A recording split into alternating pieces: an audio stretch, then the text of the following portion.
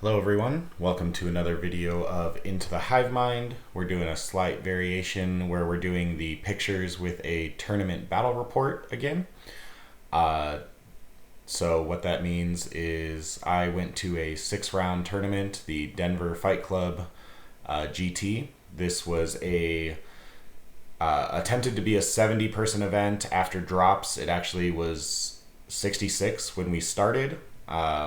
Few people dropped after, a couple rounds in, but I think at the end of the event there were 58 people that did not, that played all 6 games, but we had 66 when we started, and yeah, it was a 6-round event across 2 days and in Denver, Colorado. This event was pretty cool because obviously it's our first big event in our location of 10th edition, and so because of that they did allow proxies, and your army did not have to be painted. However, if your army was not painted, you did not get your 10 points for battle ready. I didn't actually see very many proxies at all. As far as guys I played, I had one person who was playing a Knight Castellan as a Knight Valiant, and that's the only proxy that I saw. So I don't think really anyone took advantage of that. But there were a number of people with unpainted armies, so they did play 10 points down. And then it was 6 rounds. This video is going to be day 1, covering the first 3 rounds, and then there will be a second video of day 2 for the following 3 rounds. Other important things of note for this event are the FAQs and everything that they were using, because 10th edition is brand new and still in flux. We used basically whatever Frontline Gaming had put out as their FAQ. So we were playing Ruin Walls as infinitely tall to counter towering. We were playing with a lot of their rulings that honestly I don't necessarily agree with, such as being able to use double Overwatch, being able to chill out, no wobbly model through walls basically with charges. So if you stand just 1.0001 inches away from a wall and your opponent is larger than a 25 mil base, then you just can't be charged. Honestly, game interactions that are just not very fun at all, but that's what they ruled, so that's what we played. Trying to think if there were any other really big game impacting FAQs. I can't. The redeploys were done before the roll-off for first turn, so I changed my list to not include that because it's really, really bad. It doesn't really do anything it's just not worth 30 points. So with that, let's get on to my list. All right, so for my list, obviously ringing Tyranids.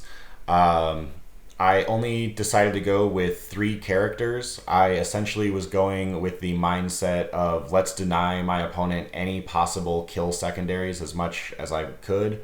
So with that, I had only a single monster and 3 characters, and basically everything else is not going to give up kill unless it's no prisoners just for killing a unit. So tried to give up as little as possible, and basically the other thought of this list is to deny anti-tank weapons as much as possible and just make them completely inefficient. I basically decided Tyranids really struggle at killing large vehicles or large monsters, and why even bother trying then? So I'll just try and make their weapons as inefficient as possible. And yeah, basically just only run small to mid-size infantry, nothing worth more than 150 points, aside from the Hive Tyrant, who's kind of necessary. And yeah, that was basically the thought process. Just really play the mission, be able to kill all of my opponent's scoring, and just ignore all of their really big stuff, and just make them really inefficient at killing me. So with that, I have a Broodlord who is joined by 10 Gene Stealers. He does have the Synaptic Linchpin enhancement in order to have that frontline synapse. This used to be a Neuro Tyrant when I didn't have Gene Stealers. And honestly, the Broodlord for frontline Synapse is just better than the Neurotyrant handing out Synapse in your command phase. So swapped that over to the Broodlord with Gene Stealers. Then I also have Death Leaper. Lictors are, again, as I've said in previous videos, they're just solid gold. Being able to infiltrate with Lone Operative makes doing missions incredibly easy. And honestly, early game pressure if you get first turn. Then I have my Hive Tyrant. This is the guy that's definitely breaking the rule of no monsters and nothing too expensive for my opponent to really shoot and kill. However, Hive Tyrants with the free stratagems, I think they're kind of required. Strats are really, really good, and a 5-up Feel No Pain is insane. So being able to hand out 5-up Feel No Pain to a unit for a CP, followed by handing it out to another unit for free from the Hive Tyrant is kind of the core tenet of this list. So yeah, he just goes in. He doesn't have any Tyrant Guard or anything because it's literally just him, and it kind of sucks for 250 points, but he just hides behind a building the entire game and just hands out free stratagems. Honestly, 250 points, he's still worth it with that. I did give him Adaptive Biology just because I had extra points, and making him more durable in case my opponent did get an angle on him was also important. And that way I didn't have to spend strats to give him Feel No Pain, and I could actually save it for free rerolls if I was really worried about him dying. And then with that, I then go to the battle line where I've got 2 units of Gargoyles. Gargoyles are crazy good because they're just so fast, and with OC2, being able to move all the way up to 24 inches without even charging and just put 20 OC on an objective is obviously insanely good. So they just advance forward, shoot something, move another 6 inches, and hop on an objective, or they can move 12 plus advance and do an action, which is, again, just incredible. Gargoyles are fantastic. They just hide in my back line until I need them to do something for the mission, and then they fly forward, and then they probably die. I did get to use the Endless Swarm in one game where it was super effective, and I got 6 Gargoyles back to both units, so that was great because my opponent left like 1 or 2 in each unit. That was really fun. But yeah, that's it for battle line. Then moving on to other data sheets, we have all of my mid-size bugs. So this is where I'm trying to go for really cheap, powerful bodies that I don't really care if they do die, but still have some punch to them. And so with that, I was going with 2 big bricks of 6 Raveners. These guys are incredible with the ability to bounce up into reserve if I need it, and deep strike later in order to do actions or threaten my opponent's backfield. Or if I just feel like I'm getting movement blocked all on one flank, I can just pick them up and redeploy them somewhere else. They're just very flexible, and they fit in the theme of mid-sized bodies that are going to be benefiting from Venom Thropes and Feel No Pains incredibly well. And so also in that same vein is 2 units of 6 ranged warriors. I actually think people are sleeping on these guys. So one of the things that I did do with this tournament, it was 80% of the tables have identical kind of standardized terrain, which includes 2 ruins that are 2 stories tall, with the top story being 6 inches. And so I would, with player placed terrain, so I would actually deploy these Tyrannid warriors up on that top floor with 36-inch range on your big guns, and just firing away with that extra point of AP from plunging fire, and that helps them a lot. Obviously BS4 is not great, but getting exploding 6s helps with that. And honestly, the Tyrannid warriors, they're just consistent chip damage. They chip away in shooting, they chip away in combat. Being able to fall back, shoot, and charge is great, and obviously just having more Synapse on the board is always good. So yeah, I went with the Tyrannid ranged warriors, and I think, again, they're not phenomenal, but for their points, they're great. And then Venom Thropes, these guys are the key to the entire list. I am basically going a bunch of multi-wound models that want to benefit from Feel No Pain, and the Venom Thropes just make them almost double in durability by making all these infantry guys -1 to hit and giving them cover, so +1 to their save.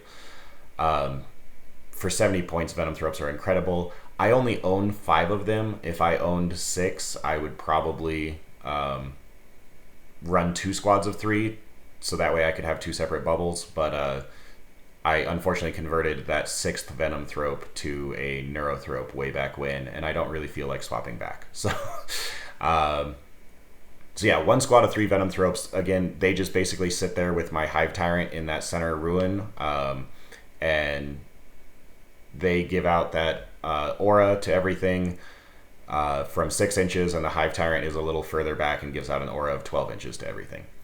So with that, this is not quite all my other data sheets. We got one more little screenshot.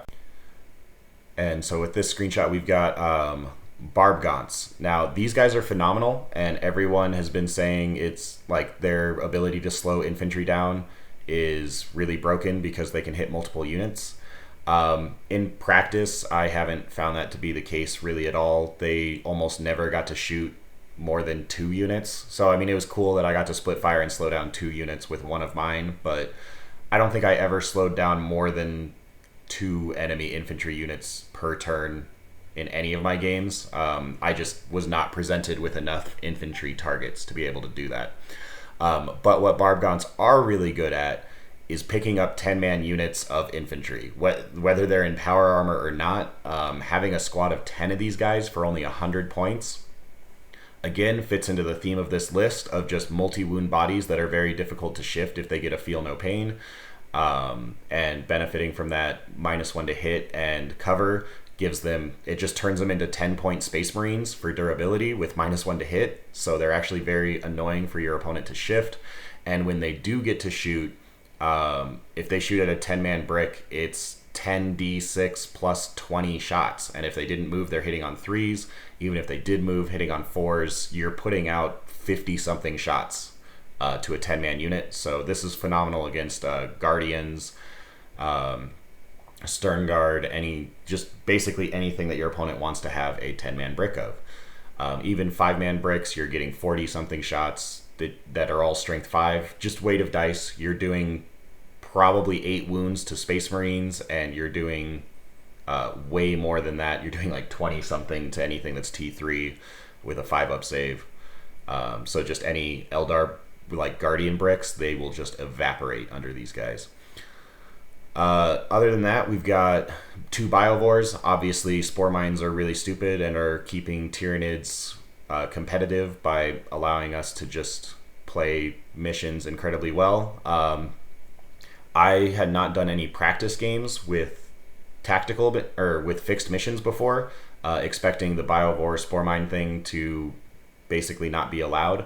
But instead, they just raised the points on Biovores, so I guess that's their answer. And yeah, so I ended up taking fixed for this entire tournament. I did Cleanse and Engage. Cleanse with Lictors and Engage with Spore Mines, super easy. There were 2 of the games that instead of Cleanse, I went for Deploy Teleport Homers because of my opponent's army and the mission primary had disappearing objectives. But yeah, just fixed with Biovores, you're basically guaranteed at least 30 secondaries, if not all 40. Then we've got our 10 Gene Stealers joining up with the Broodlord. These guys are just attached to the Broodlord to then pregame move, get some frontline synapse. That synapse is important so that I can give those guys feel no pain, even though they're outside of my free strat range most of the time. And they basically are just early game pressure, and they will absolutely flip an objective if I need them to because of their full reroll ability and the Broodlord to give them devastating wounds. Unfortunately, with that attached character, this unit is like 300 points and definitely is way more expensive than anything else in my list. They punch really hard, and they were surprisingly durable throughout this whole event, so I actually like them a lot.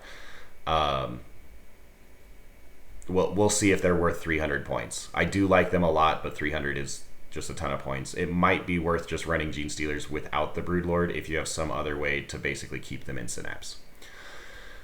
Moving on, we then have 3 lictors. As I said, lictors are incredibly good at just forward pressure and playing the mission. So running 3 of them, stealth, lone operative, they're just really annoying for your opponent to shift, and if they charge, the lictors fight first is just really nice and can kill at least a couple guys before they actually get to punch you.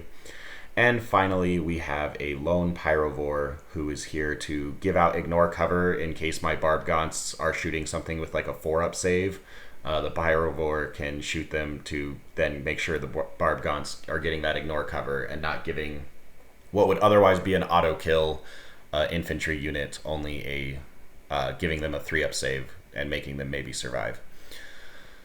So yeah, that's the list, and then we will move on to game number 1. All right, so round 1 was against Trey Burnett, who is playing Imperial Knights, which is not great for Tyranids, obviously, especially when I sat there and ended up saying that I was going to just ignore my opponent's big vehicles. I knew Knights was going to be a terrible matchup, but honestly, I'm not sure if Knights are an okay matchup if we take all anti-tank anyways. But especially with this list, it is not a great matchup, as the highest strength in my army is 9 and his lowest toughness is 10. So obviously I do take lethal hits as my adaptation against him. But Trey's list is a Knight Crusader with the Gatling Cannon, Iron Storm Missile Pod, and Rapid Fire Battle Cannon. And he had the Mythic Hero enhancement, so that way he could give out his little buff thing to 2 little armigers.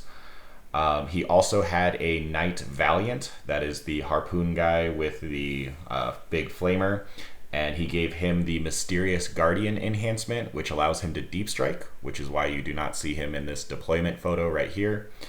So he has a Valiant currently in deep strike, and then he has 2 Armiger Helverins. Those are receiving the +1 to hit buff from the Crusader, so all 3 of his big shooty guys are going to be hitting on 2s. And then he had 3 Armiger Warglaves, 4 Armiger Warglaves. In addition to a 5-man squad of Voidsmen at Arms, which he just sat on his back objective. And actually, I have a feeling he actually forgot to even deploy them in our game. I don't remember actually seeing any Voidsmen at Arms, but they're in his list. He might have just forgotten about those. But, so with that, our game, we were playing... Sorry, one sec, let me pull that up. We were playing Search and Destroy with the Take and Hold. So Search and Destroy deployment, as you can see, we have we're on table quarters with the 9-inch circle in the middle, and we were doing Take and Hold, which is just 5 points per objective that you hold as your primary. Very simple, very easy to start with for round 1. Both of us ended up taking fixed objectives. Trey took Engage on All Fronts and Storm Hostile Objective, and I took Engage on All Fronts and Cleanse. With this, I ended up, as you can see, deployment-wise, we had player place terrain, and I basically tried to form a overlapping wall of ruins between my 3 line-of-sight blocking ruins. Again, we are playing with infinitely tall walls to counteract towering, so that definitely does help and at least give me a chance against these knights. But as you can see, I have some lictors deployed in the bottom right. Death Leaper is deployed on the center, and another lictor is deployed in the top left corner. And the rest of my army is just a giant castle in my deployment zone, all basically trying to hide behind some form of line-of-sight blocking terrain. And yeah, first turn, I don't remember who got first turn. Yes, I do. Trey got first turn because I went second all 3 games day 1. So Trey ended up with first turn. All right, so I believe this is the snapshot of at the end of turn 1, where basically he moved out, got to fire off a few pot shots, but he was not able to he wasn't really able to draw a line at anything. The only thing was that armiger that is in the bottom, or it basically center right. He had those two armigers were able to shoot, and they killed off a 6-man Ravener squad that I had. That was unfortunately outside of range of my Venom Thropes and my Hive Tyrant. I actually had too many guys. So he killed 3 of them, and then I popped them up into reserve. And the rest of his shooting was basically nullified. He had both armigers got to shoot me. One killed 3 Raveners, and the other one I think did a wound to some warriors because I did the free feel no pain, and I had the Venom Thropes to help me. And then on my turn, not wanting to really interact with him at all, I just threw gargoyles into the top left objective, as you can see, to do cleanse, and the rest of my army just kind of pushed forward to then do a turn 2 massive push and cleanse that center objective. I did keep the lictors, obviously in the bottom right, away from the objective because he had taken hold. Or he had the Storm hostile objective, so I didn't want to just put a lictor on there to hold it and then give him free points. Unfortunately, he's going to get that anyways because of the gargoyles in the top left corner, but I had to do cleanse. So unfortunately, there's just not much I can really do about that.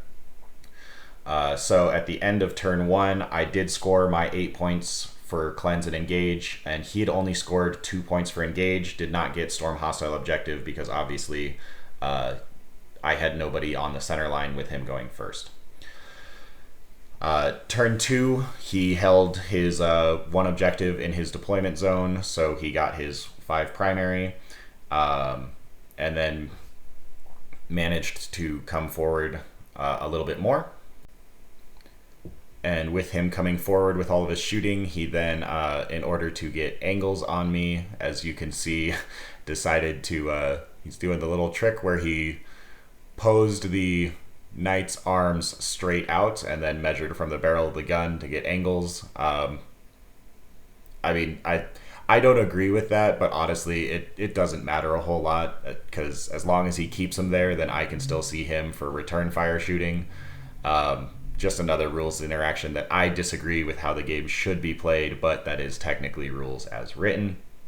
But again, it didn't really matter. He had the movement to go further. He just decided not to. And as you can see, this is the Castellan being proxied as a Valiant. So his Valiant ended up deep striking in turn 2 and fired off some good shots and basically, I believe, killed a bunch of warriors and hurt a few other guys, but between Feel No Pains and everything else, he actually did not do a whole lot to my castle. It was working very well with my Venom Thropes and everything, making a -1 to hit. It actually mattered a lot, and thankfully his Crusader actually ended up being 38 inches away from my gargoyles that were in that top left objective. And so he was only able to fire his battle cannon at it, as well as his so his Gatling gun didn't get to shoot anything. And because of that, the gargoyles actually ended up living. Unfortunately, he had a armiger. If he had one armiger that was able to run around and charge into them, and at least steal the objective for his Storm hostile. So he still got his Storm hostile plus 2 points for engage. He still was not in my deployment zone, and that was his turn 2. So then on my turn 2, I managed to basically, I decided to come out and attempt to kill off the armiger in the top left. I figured because he took engage and Storm hostile, and I took cleanse and engage, I could just have Spore Mines being able to get me engage in his home quarter, and then basically, with how he was positioned, if I could just take that entire top left flank by killing that one armiger, that would prevent a lot of his engage points, and I would be able to secure a cleanse objective, and then basically just keep trading back and forth on that middle objective with OC. And cleansing there. In this picture, you can see my other gargoyle squad. I advanced them onto the bottom right objective in order to do cleanse. My opponent elected not to overwatch, and then then at the end of my charge phase, he said he was going to heroically intervene into those gargoyles to kill them. At which point I reminded him that you can only heroically intervene a unit that has declared a charge, and because my gargoyles never charged, he could not heroically intervene them. At which point he said, oh, in that case, I would like to have overwatched them to kill them off that objective. I allowed this. We decided to go back a little bit, so we did a slight shuffling of models because basically, in response to that, those gargoyles were never going to cleanse, and I would have known that at the time of movement. So I repositioned the barb gaunts that you see in the bottom center of the screen onto that center objective, and they performed cleanse there. And then basically I charged in with my Gene Stealers and Broodlord into his armigers on that center objective. And I shot the Warglaive in the top left and with my entire army. And with that, I actually did manage to kill it. Just mass shots with lethal hits. Did manage to get it. He actually rolled pretty poorly on saves, but the mass shots actually just wore him down. So that top Warglaive was destroyed, and I did secure that entire top left flank. And then in the center, my Broodlord with Gene Stealers did manage to kill one Warglaive, but not the second.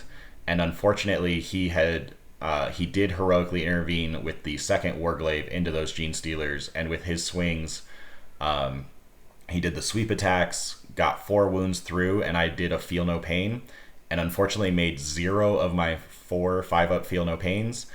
And because of that, he killed just enough models that he actually still out OC'd me in the center, which definitely sucked. Because that meant I did not get cleanse, and I did not get cleanse, and he had that objective for the primary. And there was another thing that happened there that was really unfortunate. Let's see if it's in the next picture. Okay, yeah. So as you can see in this picture, this is actually kind of the end of turn 2. That top left objective, I cleared off that armiger, and I killed off the one armiger in the center. And unfortunately, his other armiger punched, and like I said, killed just enough that I have Death Leaper, a single Barb Gaunt that's cleansing the objective, and then the Broodlord and 4 Gene Stealers. Yeah, it just was just enough that his one armiger, who is of course OC 8 for whatever reason, held that objective. And as you can see, also the gargoyles that are in the bottom right were destroyed by Overwatch. Unfortunately, here's where I made another mistake with us going back and repositioning some models. Let's see if we got a picture of that. Yeah. So as you can see, things changed drastically because with my slight repositioning of those Barb Gaunts in order to do cleanse on that center objective after going back and letting him do Overwatch, I ended up missing my zone out by literally maybe a 1/16 of an inch. Looking back at it, probably shouldn't have been quite as generous with that as I was. But it allowed him to, at the end of my turn, pick his Valiant up and then deep strike him again right in my basically deployment zone and get an angle on my entire army. And with that, with the Flamer and Harpoon and Meltas and Siegebreakers and everything that a big Tyrant Knight comes equipped with, he managed to just decimate my entire back line. And basically I ended up throwing everyone else in the center to try and finish off that last armiger. And you can't really see it, but there is a wound die on that armiger. And he of course lived with 1 wound after making 3 out of 3 6-up Feel No Pains against my Gene Stealers. And yeah, he lived with 1 wound left, which really sucked because he once again ended up out OCing me on that objective, even though, as you can see, I have 7 bodies on that objective, but his 1 wound armiger is OC 8. Just really frustrating, super close to getting that objective. And as you can also see, my squad of gargoyles that were in the top left, I'd been shot down to like 3 of them, and I brought 6 of them back, and then they advanced, shot, and moved in order to go steal his home objective, which he then overwatched them with the Crusader and killed them down to 3, preventing them from stealing his home objective. But I decided to still go there anyways. Yeah, just unfortunately couldn't flip the objective. But managed to get my secondary points. That's been somewhat keeping me in this game the whole time, is I've at least been controlling my home objective and getting my cleanse and engage. Unfortunately for his turn 3, as you can see, it basically started with the image you see here, and this is when I declared my shadow in the warp. He had 1 knight on all 3 objectives. He had 1 on his home, 1 in the middle, and 1 on the bottom right. So I guess this is actually this is at the end of his turn 3. But at the beginning of his turn 3, he only had 1 knight on each objective, and I declared shadow in the warp. And so every single one that he fails is 5-point swing on primary. And of course, he ends up making all 3 of them. He needed a 6 with the Crusader in the top. He needed a 7 with the Armiger in the bottom left. And he needed an 8 with the one on the center that's being punched by 7 dudes. And he ended up passing all of them.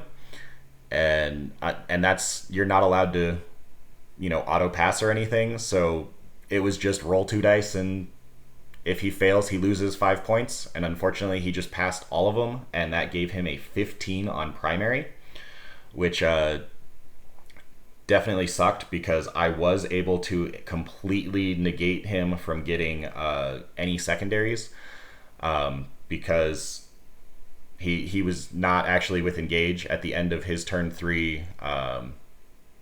That Valiant that's in the bottom left was actually right on the center line.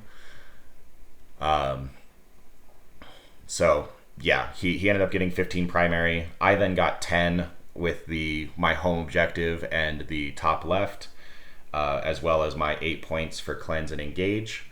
And then turn 4, he ended up holding 2. As you can see here, I did finally swarm out the middle objective, but he had the top left and bottom right because he overwatched my gargoyles to prevent them from flipping that objective. He then did get his 2 points for engage on all fronts as the Valiant swung over to my bottom left and storm hostile by moving some armigers back onto that center objective in the middle and claiming that back for him. And then turn 5, unfortunately, he was able to, let's see if we got a picture of it. We do not. Okay. So turn 5,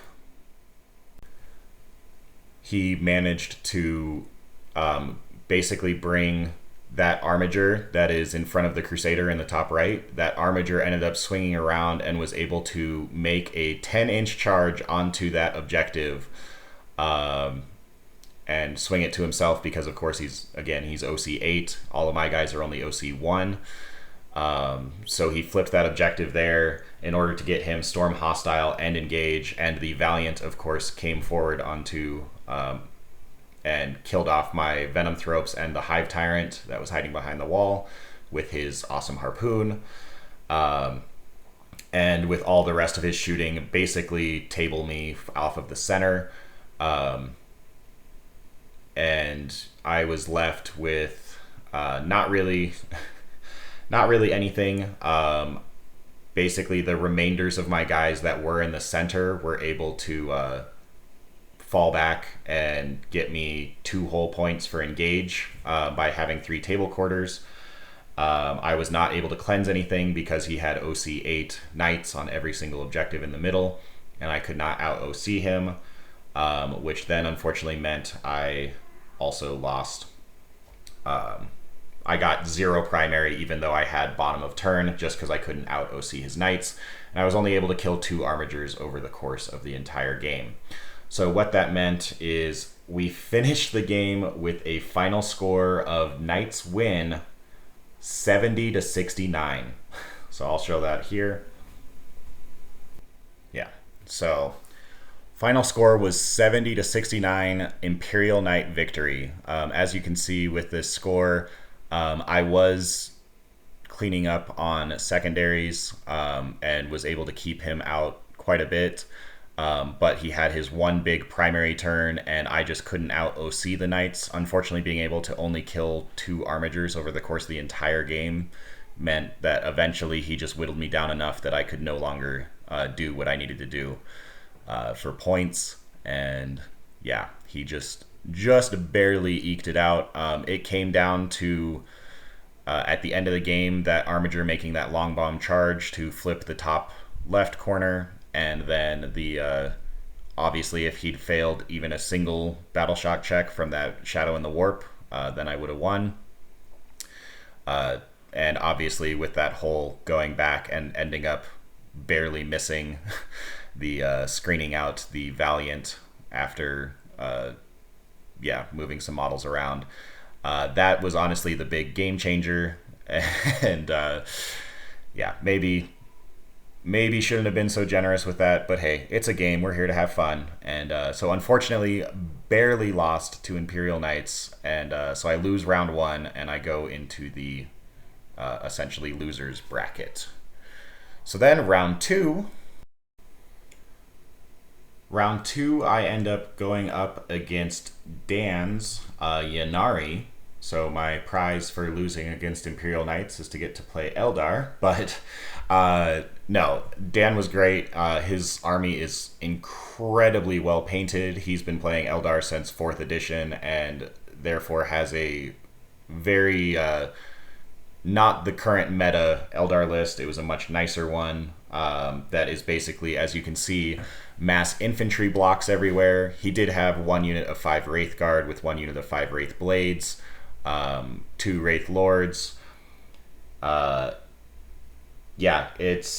other than that, basically mass infantry. He has 2 units of defenders, 2 units of 10 defenders, 2 units of 10 guardians, and 1 unit of 10 dire avengers, 5 rangers, 2 warwalkers, some wind riders, wraith blades, wraith guard, and 2 wraith lords, as well as a smattering of characters including Azerman, a Farseer, a Spirit Seer, and the Vizarch.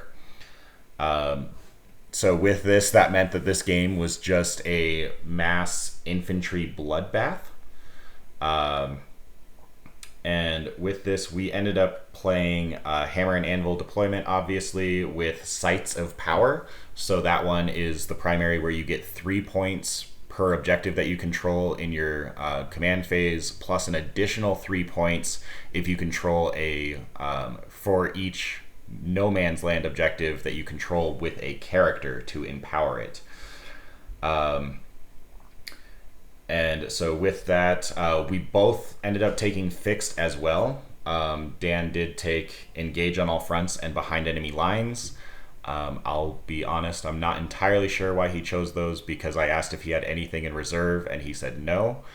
So, I mean, I know his game plan is to push forward, but Dan, again, is a very, very fun, very cool guy with a great army, but he's definitely more a beer and pretzels kind of player, plays very casually, and so was not going for the most competitive option here. But he took Engage on All Fronts and Behind Enemy Lines, and I went for Cleanse and Engage on All Fronts. And then Dan did end up going first, and basically what ended up happening was he moved his Warwalkers forward, fired off some pot shots, and the rest of his army just moved up. And didn't really have range on anything. And then on my turn 1, because he moved forward, I was able to just jump and pounce. Warwalkers are annoyingly durable for what they are, but when I put my entire army into them, they did still fall. And So what you're seeing here is the end of turn 1 with me basically getting to sit up on all of the objectives and basically just establishing a very strong board control, where I did end up getting both my points for cleanse and engage. And then we moved into turn 2 where he was only able to hold his home objective, so he only had 3 primary. And then he ended up pushing forward, so we got a bit of an angle change here to show just what everything looks like. But basically, this is going into turn 2, where I'm now pushing forward with everything again. With his push forward, he honestly wasn't able to kill much because I was still very much in my castle formation. Everything had -1 to hit. Everything had what he shot at, I was able to give a feel no pain to. And honestly, he was shooting at the warriors that were up on that top floor. And so because he focused fired everything at that one unit, the feel no pains really came in handy. And I just rolled really hot, and he basically did almost nothing to them. I think he only killed a single guy and then put a guy down to 1. And then on my turn 2, I came forward and managed to punch and kill a whole bunch of stuff. My shooting against light infantry is absolutely insane.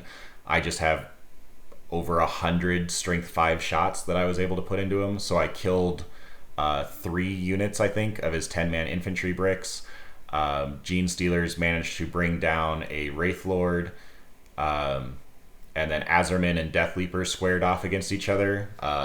Neither one killing the other because both of us just made all of our invulns.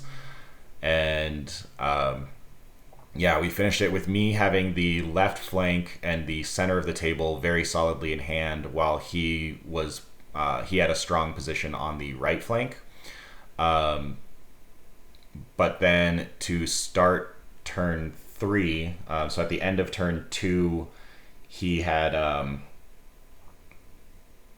still not gotten to his engage on all fronts or behind enemy lines because he was still only at the center of the table trying to fight against me.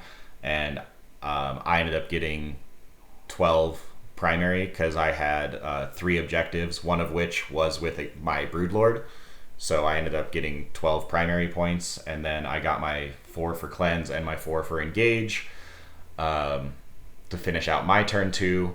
And then we went into turn 3 where he had his home objective and the right objective in this picture.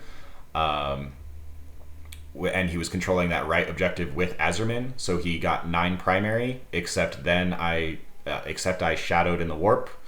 And he ended up failing his leadership both with Azerman and the other squad that is, you can't really see, but was behind that ruin right there. And because he failed with both of them, he was at a -1 because of Death Leaper.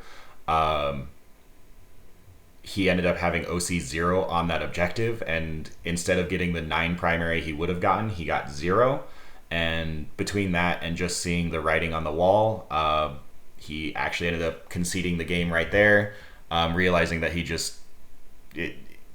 said it was still a great game, he had a super awesome time, but ended up conceding it pretty early because he just realized there was nothing he could do against the onrushing Tyrannid Swarm after I'd already killed off all his light infantry for the most part. And yeah, he saw the writing on the wall and decided to call it so we didn't even play turn 3. We just decided to call it with I think it was 100-30 is what we decided to score it out as. And yeah, I will attach that score here real quick. Or I guess actually we have one more picture of this is the end of turn 2. So as you can see, I've cleared out a lot. The Raveners were able to go in and tie up his Wraith Guard. Gene Stealers, like I said, were able to kill his Wraith Lord, and Raveners were able to fight off some Wraith Blades. And between my shooting, I decimated almost all of his infantry. And yeah, then with the combo of both Azerman and that Wraith Lord on what is now the bottom objective, failing Battle Shock from Shadow in the Warp, that is when he decided to call the game. This picture makes it a lot more understandable as to why he called right there. And then yeah, so as you can see, that was the score at the moment that we called it. He scored 3 primary, realized the writing on the wall and called it. So that is all the score we put in. Ended up doing 100 to 30. All right, and then that brings us up to round 3, where I played up against Aaron Kane and his Space Wolves. He was Space Wolves, but he was using the Gladius Strike Force, so he had the Oaths of Moment and, his doctrines and everything. He was not using the sagas from the Space Wolves. So his list, he had the Apothecary Biologus, who was attached to a squad of 6 Eradicators that he outflanked.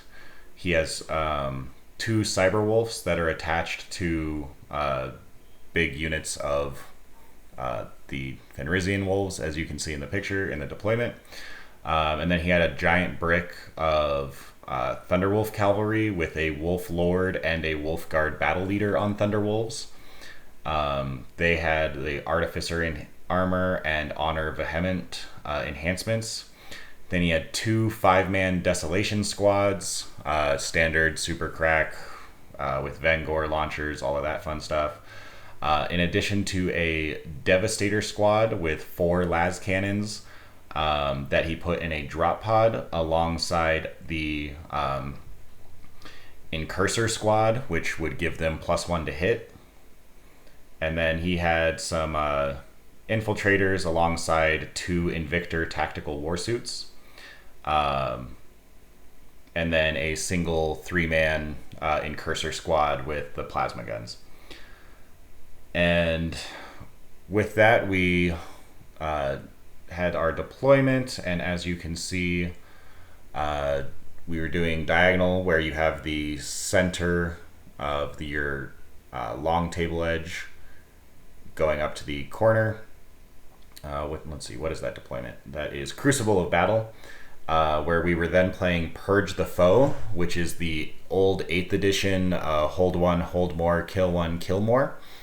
And so with that, I knew I was never going to kill more because Spore Mines count as kills now. So if I wanted to do my standard cleanse and engage, which I did elect to do, then I'd be giving up the kill more basically every turn.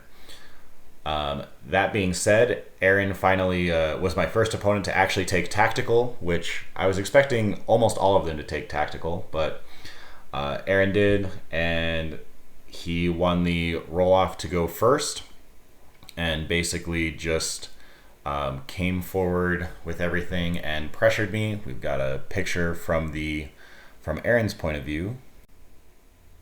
All right, so this is at the end of turn 1. Actually, I think this is kind of so this is the end of his turn 1 and kind of halfway through my turn 1. But what ended up happening here is for secondaries, Aaron drew Bring It Down and Assassinate. I only have the 1 Hive Tyrant in my army as the only monster or vehicle that I have, and I only have 3 characters: Death Leaper, the Broodlord with the Gene Stealers, and the Hive Tyrant. So getting Bring It Down and Assassinate, his goal was clear: kill the Hive Tyrant. He brought the drop pod down in what is currently the bottom center of the screen, as you can see, and was able to get his 4 las cannons out in such a way that he could see the Hive Tyrant. However, he was not able to also get the infiltrate, whatever guys, let's see, the incursors. So many in-ers that Space Marines have. The Incursors were not able to draw a bead on him. He could only get the 4 las cannons, so he was not getting the +1 to hit from the Incursors.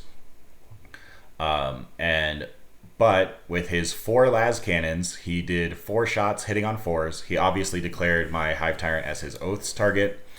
And then, 4 shots hitting on 4s, and he got his 3 hits, got his 3 wounds, and I burned both of my rerolls to save against that, and still managed to only get 1 4-up invulnerable save. So 2 of them went through, which he then rolled 2 3s for damage, which turned into 8. Actually, he rolled a 3 and a 2. Command point rerolled the 2 into a 3.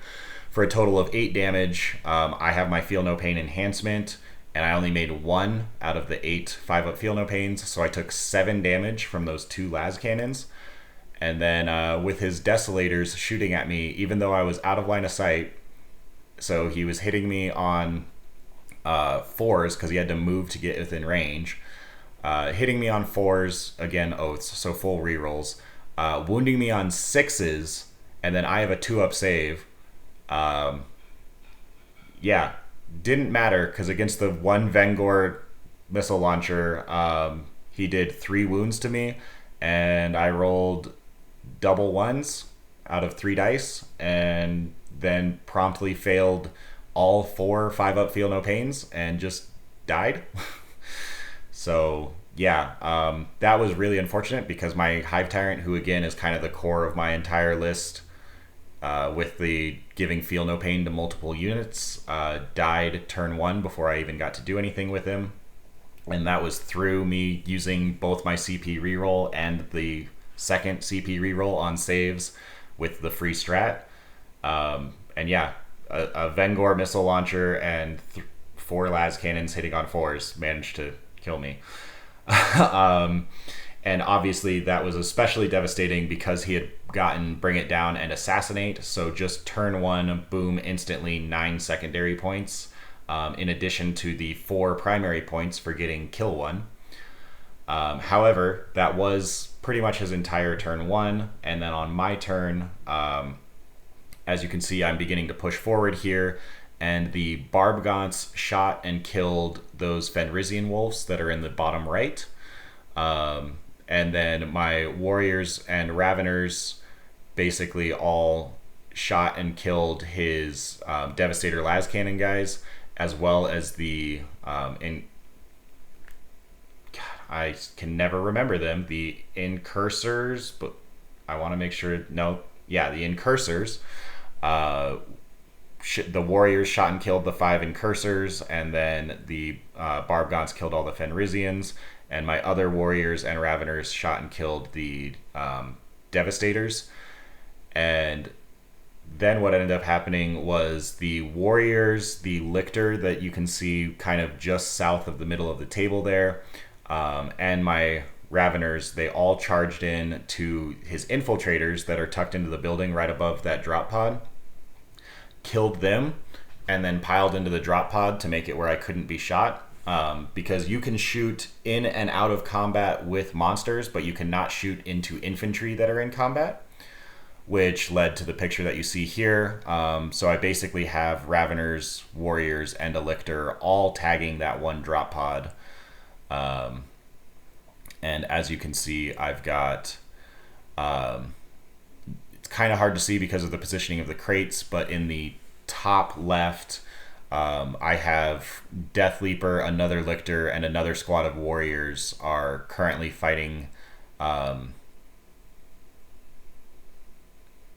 don't actually know what they were fighting. They killed. Oh, they killed the Fenrisian wolves on the top end. So he has his tactical warsuit there, who's waiting to swing around and fight against those. And then what he ended up doing was also he brought in his Eradicators with the Apothecary Biologists in that corner where all my dice are currently sitting. And those shot and killed surprisingly little. I think he actually only killed 2 warriors. Just bad rolling when he only gets rerolls with Eradicators against monsters and vehicles. And he popped his whole bolter discipline thing with Dev Doctrine, so he was lethal hits and sustained hits on 5s, and then he just didn't roll a single 5. Yeah, he just ended up rolling really, really bad and only killed 2 warriors, which then allowed me to basically just go in. I went in with Death Leaper to go and try and punk the Biologists and then just tie up the Eradicators. And he made 4 out of 6 5-up saves to keep the Biologists alive with 1 wound. And then, chose Tactical Doctrine the next turn to fall back and shoot. But basically, we were scuffling over that top objective.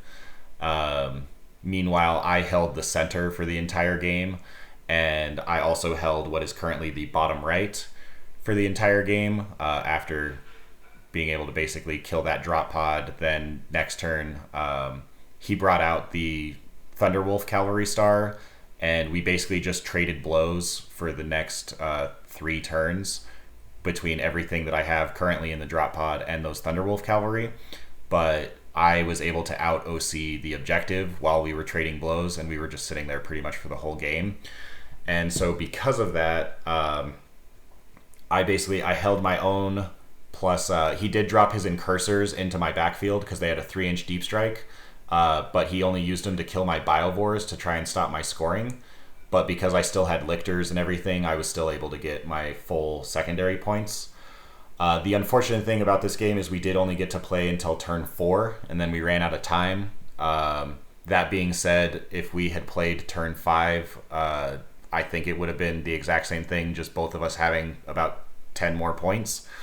Because I was easily getting my secondaries every single turn, and he was doing pretty well with his secondaries, but I was definitely winning on primary. And so what that resulted in, I can just go ahead and throw the score up right now. Yeah, so what that ended up resulting in was basically turn 1, he got kill, and I got kill and kill more, and that was the only turn that I really got kill more. Turn 2, he got kill more, and hold 1. I got hold 1, hold more, and kill. Turn 3, he got kill and kill more, but I actually had denied him any primary at all for hold because of Shadow in the Warp. It worked on his 1 Desolator squad that was on his home objective. And then I got kill, hold, and hold more. And then I failed to hold more on turn 4, but as you can see, secondary-wise, I've maxed out my secondaries, and he is drawing his secondaries and scoring at least partially them for the most part. But I did end up winning that game 82-71, and if the game had continued to turn 5, I think I would have pulled ahead even just a little bit more. But because the scoring in this event placing in this event is the new GW suggested win-loss followed by opponent win percentage followed by opponent's opponent win percentage and then battle points. Points literally didn't matter at all in this event, so it wasn't that big of a deal that we didn't go to turn 5. The end result of the game was definitely not in question. But yeah, so that was the end of game 3 with another Tyrannid victory. That ends up leaving me with 2-1. However, because pairings are done by win path, I'm very specifically 2-1, having lost in round 1, meaning I will be playing other people that are the same as that. So yeah, we're going to call this video here because that's the end of day 1, and then I will be making a second video coming out at the same time, but that way you guys can watch these in digestible chunks. Yeah, part 2 coming soon. Thanks, guys.